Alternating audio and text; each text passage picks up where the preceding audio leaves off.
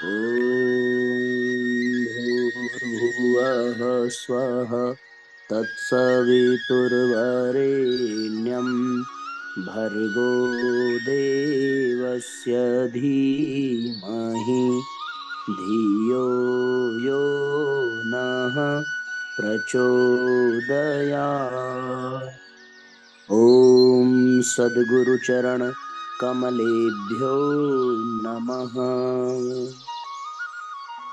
परम पूज्य गुरुदेव परम वंदनीय माता जी के दिव्य संरक्षण में विराजमान ऑनलाइन दैनिक स्वाध्याय के आज 1370वें एपिसोड में उपस्थित सभी आत्मीय बंधुओं का बहुत बहुत स्वागत, बहुत बहुत अभिनंदन है साथियों। आइए आज के सत्र का हम लोग शुभारंभ करें। अनुशासन अनुबंध प्रकरण हम सभी पढ़ रहे थे और उस अनुशासन अनुबंध प्रकरण के अंतर्गत ये देखा हमने कि मर्यादाओं का पालन और श्रेष्ठता के संवर्धन के लिए जिन नियमों को अपनाया जाए वही अनुशासन है। इसके अंतर्गत बहुत से उदाहरण हमने सुने। आज एक और उदाहरण पढ़ें कि रामकृष्ण परमहंस से एक बार उनके एक परिचित ने पूछा कि महाराज, आप अपनी पत्नी के साथ गृहस्थ जीवन क्यों नहीं बिताते? प्रश्न सुनकर परमहंस कुछ पल चुप रहे, फिर मुस्कुराते हुए बोले कि तुमने कार्तिकेय का किस्सा सुना है? एक दिन बालक कार्तिकेय ने खेल खेल में एक बिल्ली को नोच खरोच दिया।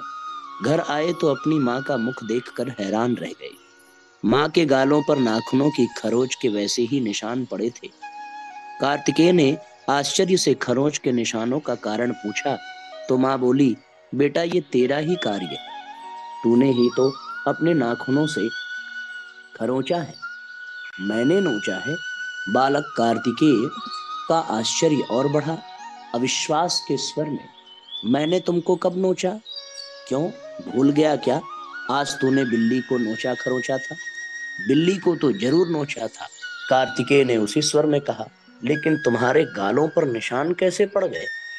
अरे बेटा, माँ बोली, मेरे सिवा इस संसार में और है ही कौन? सारा संसार मेरा ही स्वरूप है। यदि तू किसी को सताता है तो मुझे ही तो सताता है। कार्तिकेय से कुछ कहते न बना।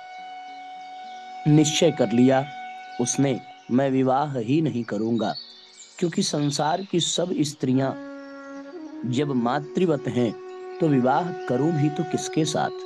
रामकृष्ण ने इतना कहकर कारण बताया, कार्तिकेय के समान मेरे लिए भी संसार की सारी स्त्रियां मेरी माँ के समान हैं। तुम ही बताओ, गृहस्थ जीवन किसके साथ बिताऊं? बहुत हृदय स्पर्शी उद्धरण था साथियों। जिसके मन में ऐसी भावना हो वो निस्संदेह कैसे किसी को कष्ट दे सकता है। जिसे कण कण में भगवान दिखाई पड़े, सिया राम मैं सब जग जानी करहूं प्रणाम, जोरी जुग पानी का जब भाव हो तो कोई किसी को कष्ट दे ही नहीं सकता। आइए 24वां श्लोक हम लोग पढ़ें कि उद्धता शिक्षता मर्त्याः स्वाहंकार समुद्भवम् कुसंस्कारत्वमाश्रित्योच्छृंखलत्वं चरन्त्यलम् फलतस्तु सहन्ते ते दुखान्यन्येभ्य एव च भवन्ति दुःखदानि चैह पतन्तः पातयन्त्यपि अनुशासनहीनत्वात् विशीर्णत्वमुपैति यत् तस्मात् सम्पन्नता नश्येत् सामर्थ्येन सहैव तु अपेक्षया च लाभस्य ततो दृश्यं तु दुःखदं प्रत्यक्षतामुपैत्येवं पश्चात्तापो वशिष्यते। उद्धत या अनगढ़ लोग अपनी अहमता की कुसंस्कारिता से प्रेरित होकर उच्छृंखलता बरतते हैं, फलतः स्वयं गिरते और दूसरों को गिराते हैं। अनुशासनहीनता से जो बिखराव उत्पन्न होते हैं उसके कारण उपलब्ध समर्थता और संपन्नता बुरी तरह नष्ट भ्रष्ट हो जाती है और उनके द्वारा लाभ के स्थान पर हानि का दुखदायी दृश्य ही सामने आता है और पश्चाताप ही शेष रहता है। समाज समग्र रूप में एक अनुशासनबद्ध तंत्र है। मनुष्य उसकी एक इकाई है। किसी भी भवन का यदि एक भाग कमजोर हो जाता है तो वह शीघ्र ही गिर जाता है। लकड़ी में लगी घुन शहतीर को खोखला कर उसे टूटने को विवश कर देती है। इस पर टिकी बुनियाद कमजोर ही होती है। सेना के सिपाही एक होकर जब लड़ते हैं तो सामने वालों के छक्के छुड़ा देते हैं, किंतु यदि यही स्वतंत्र रूप से निर्णय लेकर अनियंत्रित युद्ध करें तो मुट्ठी भर व्यक्ति ही इन पर काबू पा सकते हैं। समाज तंत्र पर भी यही बात लागू होती है। अहमन्यता व्यक्ति को उद्धत बना देती है एवं वे सभ्यता की अपनी वर्जनाएं भूलकर जो व्यवहार करते हैं, अंततः वह उनके एवं सारे समूह समाज के विनाश का कारण बनता है। झाड़ू की सीकें जब तक एक साथ बंधी है तब तक उपयोगी भी है। एक बार अलग होने पर वे कूड़े में फेंकने लायक रह जाती है। मनुष्य समर्थ है, सर्वगुण संपन्न है, किंतु अनुशासन के अभाव में वह एक उच्छृंखल वन में घूमते शेर के समान है। संस्कारवश उत्पन्न अनगढ़ता और चिंतन में समाई अहमता उनकी सामर्थ्य को भी क्षीण कर डालती है एवं ऐसे व्यक्ति अंततः दुख के कारण बनते हैं। इन्हें जानना, पहचानना व इनके सुधार के प्रयास करना बहुत अनिवार्य है, ताकि समाज की व्यवस्था सुचारू रूप से चलती रहे, सभी सुख शांति पूर्वक एक साथ रह सकें। बहुत सुंदर बात है साथियों कि ये समाज और उस समाज की इकाई मनुष्य ही है। यदि समाज के प्रत्येक मनुष्य में अनुशासन न हो तो समाज का तंत्र ही नष्ट हो जाएगा। ये बिल्कुल वैसा ही है कि किसी भी भवन की एक ईंट कमजोर हो तो पूरे भवन के गिरने के खतरे बढ़ जाते हैं। ये समाज तभी तक है जब तक उसमें सब अनुशासित रहें, सब अपने नियम और अपनी श्रेष्ठता का प्रमाण देते रहें। एक और बड़ा सुंदर उदाहरण है कि झाड़ू की एक भी सींक निकल जाती है तो उसकी पकड़, उसकी मजबूती कम पड़ जाती है और धीरे धीरे करके सारी सीखें निकल जाती हैं, फिर वो कूड़े में फेंकने के लायक हो। मनुष्य का उद्धत अहंकार जो न कराए वो कम है। एक बार एक मठाधीश तीर्थ यात्रा को गए और अपने स्थान पर शिष्य को छोड़ गए। मंदिर का चढ़ावा और मान सम्मान देखकर शिष्य का मन मठाधीश बनने का हुआ।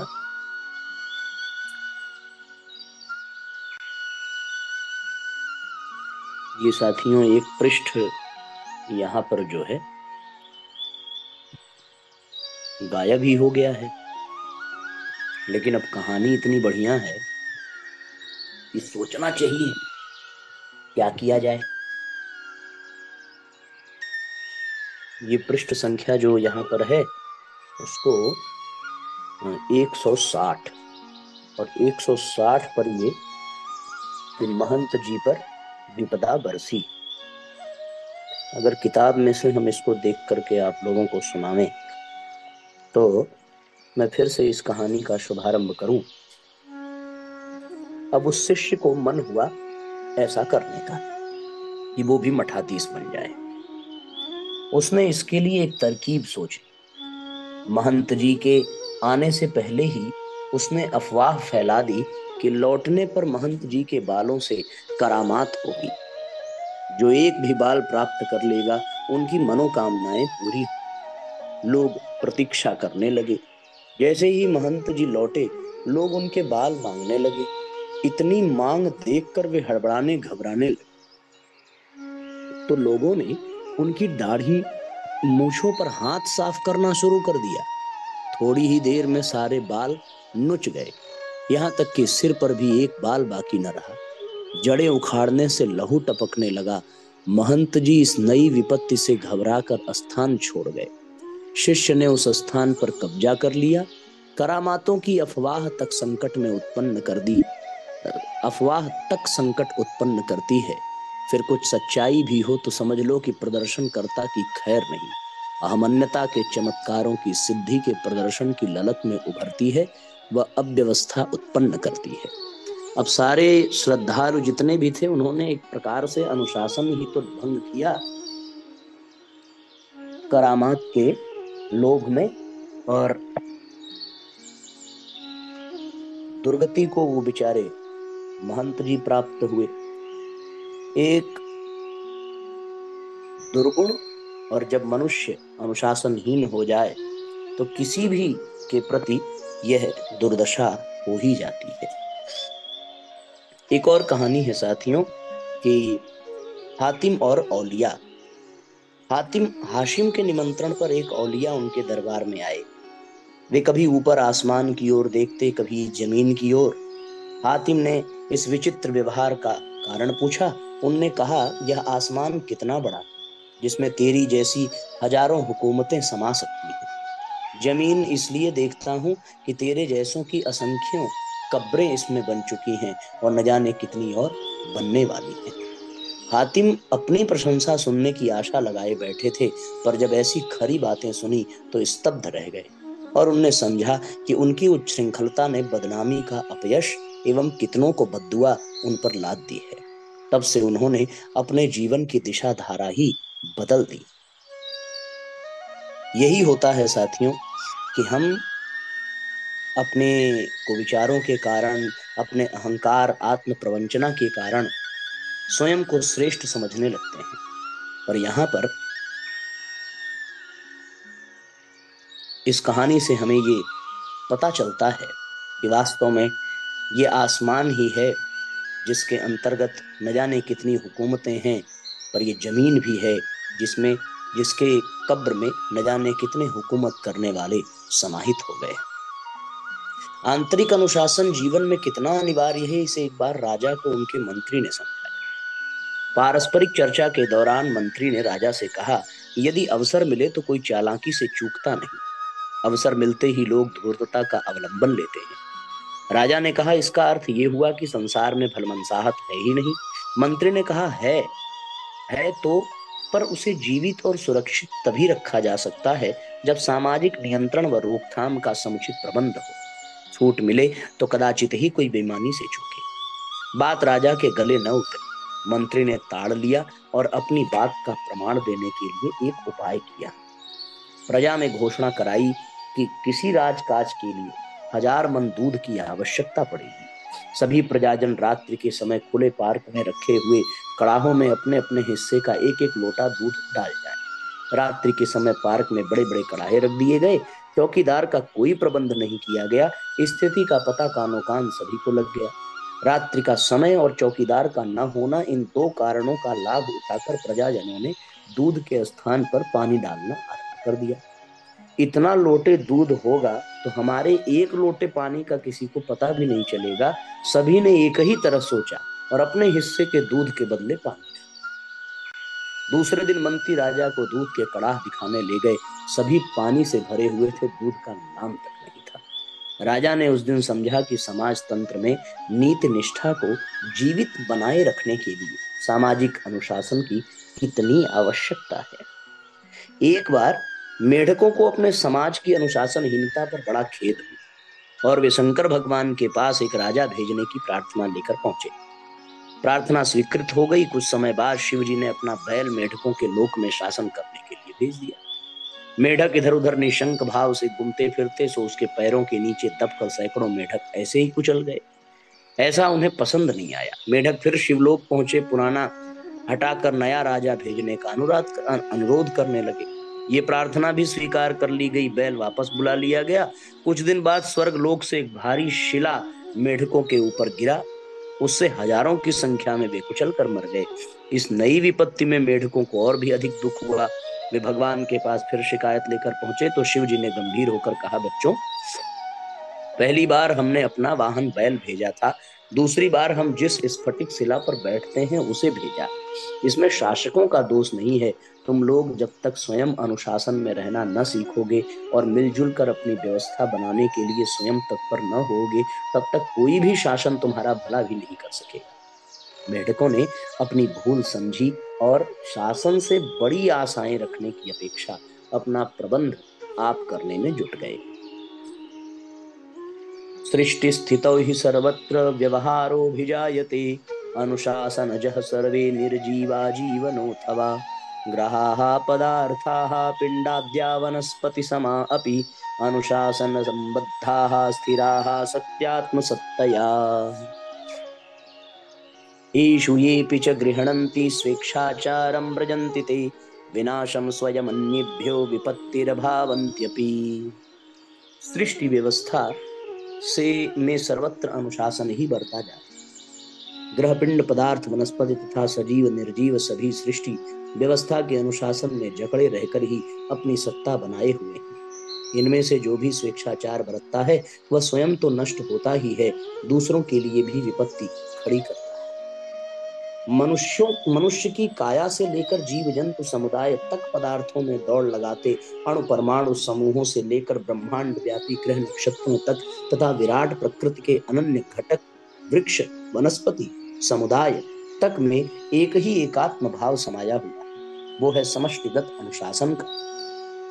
कोई भी क्रिया व्यापार अनुशासन की परिधि से बाहर नहीं है। यदि ऐसा न होता तो सारी सृष्टि में अराजकता की स्थिति आ गई होती एवं विधाता का सारा सिराजा बिखर गया होता। इसका दूसरा पक्ष भी उतना ही सही है कि जो भी इस नियम को तोड़ता एवं प्रकृति व्यवस्था के प्रतिकूल आचरण करता है उसे स्वयं दंड भुगतना पड़ता है। बिगाड़ से अव्यवस्था उत्पन्न कर समूह के अन्य घटकों के लिए तो विपदा वह उत्पन्न कर ही जाता है।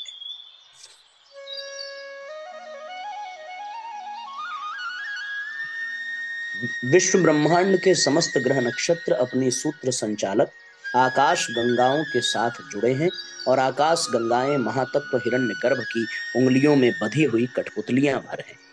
अगणित सौर मंडल भी एक दूसरे का परिपोषण करते हुए अपना क्रियाकलाप चला रहे हैं।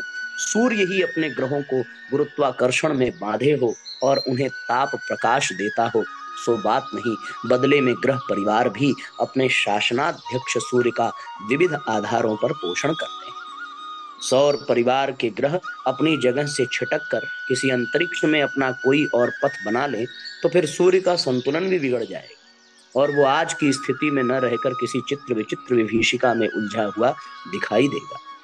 अपना सूर्य ही नहीं, इससे भी हजारों गुने बड़े सूर्य करोड़ों की संख्या में अपने सौर मंडल सहित ब्रह्मांड में घूम रहे हैं।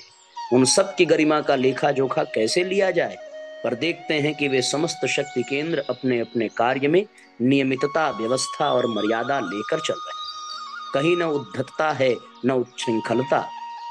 निर्धारित कर्तव्य कर्म को अणु से लेकर महत तक सभी पालन कर रहे हैं। यदि ऐसा न होता तो यह इतना बड़ा ब्रह्मांड व्यवसाय एक क्षण में बिखर जाता। ग्रह नक्षत्र आपस में टकरा जाते या शक्ति का व्यतिक्रम करके सारी ईश्वरीय व्यवस्था को नष्ट भ्रष्ट करके रख देते। चिकित्सक का परामर्श।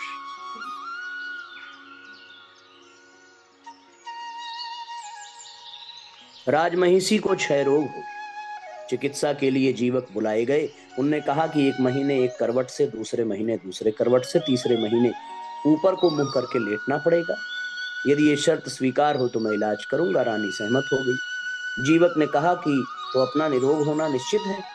रोगी यदि पथ्य से रह सके, चिकित्सक का अनुशासन मान सके तो उसके रोग मुक्त होने में कोई संदेह नहीं। जो पथ्य से नहीं रहते उन्हीं का रोग असाध्य होता है।